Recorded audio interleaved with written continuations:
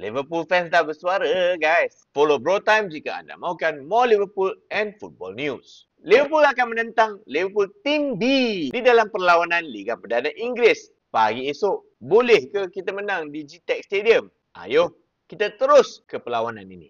Tunggu at the end of the video untuk score prediction aku.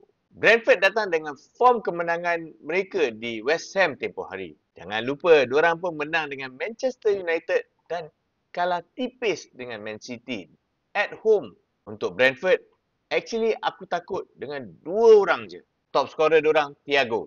Dengan ketiadaan Wisa dengan Bumo, Thiago lah yang menjadi tonggak utama di hadapan untuk Brentford. Dalam 9 game, dia dah skor 6 gol. Dia pun skor dengan United dengan West Ham hari tu.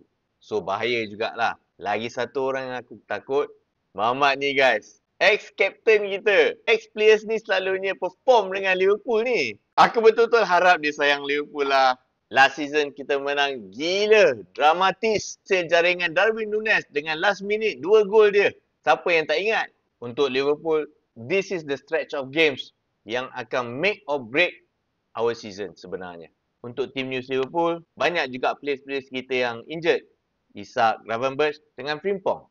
Dengan kemenangan 5-1 dengan Eintracht Frankfurt tempoh hari, aku harap Liverpool bawa form tu ke hadapan. Aku harap Arne Slot dapat retain midfield duo ni, Curtis Jones dengan player of the season kita, Szoboszlai, dan mainkan Florian Wirtz. Dia pun dah break the curse dengan 2 assist dia. Masa game Champions League tu kita control the midfield. Aku yakin kalau kita retain Robo, kita confirm menang.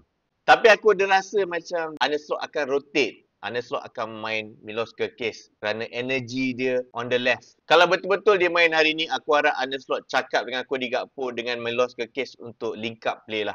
Itu yang hilang selama ni. Tapi kalau kau tanya aku cukup tak gemar lah dengan rotation ni. Dengan ketiadaan Isak, kita tahu Cody Gakpo dengan Ekitike akan start. Tanda persoalan dia adalah siapa yang akan join diorang. Muhammad Salah atau our player of the month, Federico Chiesa. So, korang rasa macam mana? Patut ke kita start Mo Salah ahead of Chiesa? Atau sebaliknya? Cuba komen. Score prediction aku, Liverpool menang tipis 2-1.